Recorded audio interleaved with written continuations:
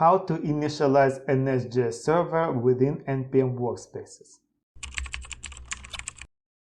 If you are for the first time here, my name is Anton, and on this channel we are talking about how to develop web applications in the most efficient way. During my previous videos, we have been working on the client-server to-do application that uses NPM workspaces. Currently it has one workspace called client. However, this is not what we are going to work in this tutorial.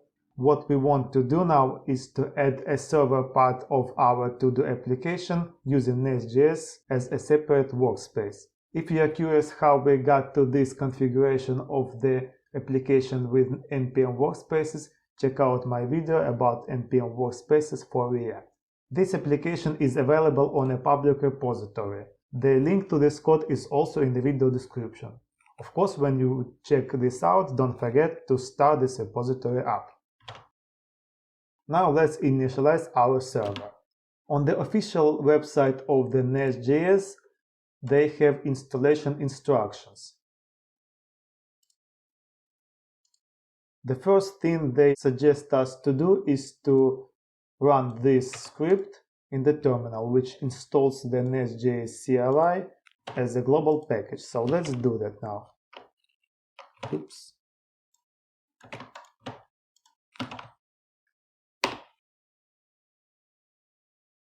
By the way, if you have already had this CLI installed, this command will just update it to the latest version. So it is recommended to run it in any way. Alright, so now when the CLI has been installed, we can actually initialize our server. We will want to do that in the workspaces directory, which is apps. Now for this we want to write nest new. We will give a name to our server application server. And also upon the server initialization, what we don't want is to install the dependencies right away. Another thing that we don't want is to initialize a Git repository within the server directory. So this script we can run now. Alright, so it says that our application server has been initialized. So now what we want to do is to install its dependencies. For this, let's get back to the project root and run npm install.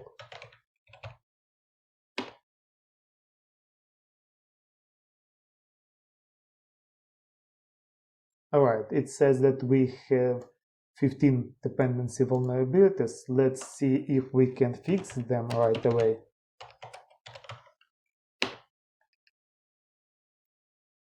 Alright, so we can see that 7 out of 15 vulnerabilities have been fixed. By the way, these 8 vulnerabilities don't come from the NestJS server itself. They come from the client, so if you don't have it, you should not see this.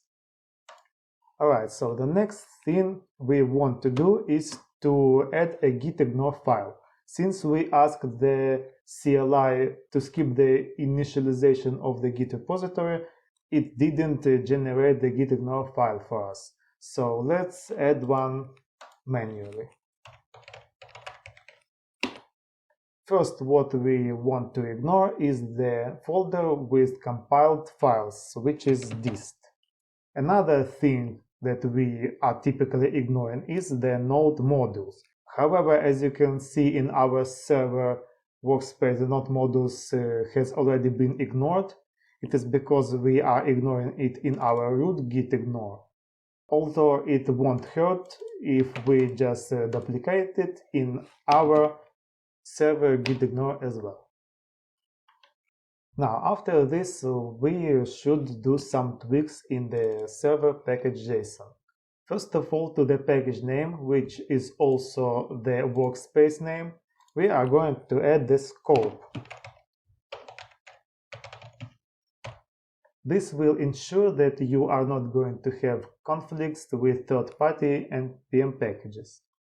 Next, our scripts are not compliant to our NPM scripting convention, so let's fix it now. First, we want the start script to run our application in development mode, meaning the watch mode. Second, we don't see here a script for starting the application for production mode, I mean the conventional script. So we are going to add one.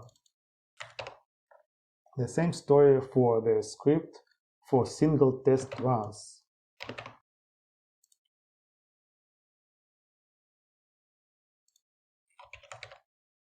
And finally, we want the test script to run tests in the watch mode. Alright, so at this point we would typically want to launch our new application to see if everything works fine, but before that I would also make another tweak in our main script. Here, as we can see, the application is going to start by default on the port 3000. However, in our case, the port 3000 is already reserved for our client application. So let's use the different port, for example, 3001. Another thing is this port is still hard-coded, and we can do better than that. Let's define a variable called port, which will use as its value an environment value, an environment variable port. And in case if there is no such variable set, we will default this to 3001. And of course apply our variable here. Now let's start our application with the conventional NPM start script. However, we will also want to specify the server workspace. Alright, it says that our application has been successfully started, so let's check out in the browser.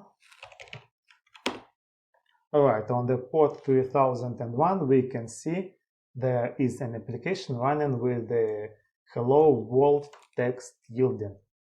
It must be our server application. However, let's replace this text with something more identifiable for our particular server. For this, we are going to change a method in the app service by replacing this text.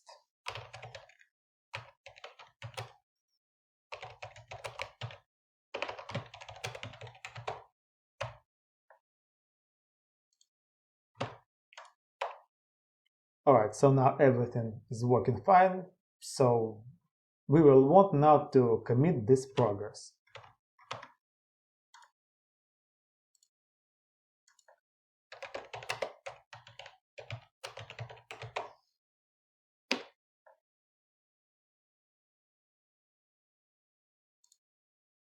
In the future video, I will show you how to build REST and GraphQL APIs within our server for the client, how to interact with databases, and many other useful things. So you should subscribe to this channel right now, and you won't miss those topics out.